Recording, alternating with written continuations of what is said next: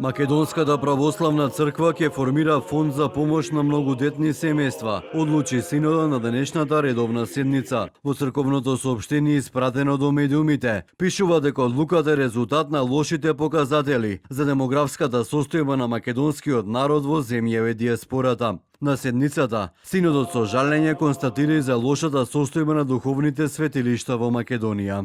Разгледувајќи ја состојбата на духовното и културното богатство на македонските храмови и манастири, синодот со жалење констатираше дека заради немање доволно стручни кадри кои би го конзервирале, тоа се наоѓа во лоша состојба. Светиот синод апелира до надлежните институции неодложно да преземат соодветни мерки со цел да го зачуваме она што ни е оставено од нашите претходници.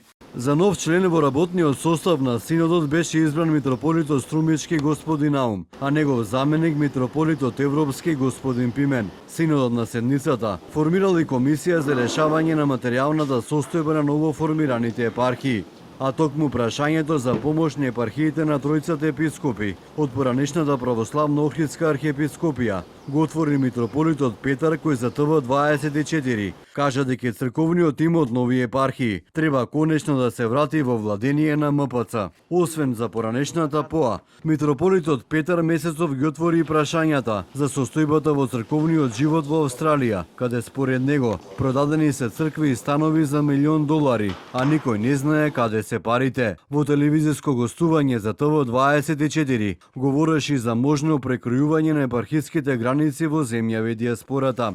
Дали денеска било разговарано за овие прашања, како и за имотот и епархиите со кои раководи митрополитот Јован, кој на седницата пристигна во видно нарушена здравствена состојба, синодот, но и владиците одлучија да не даваат повеќе информации.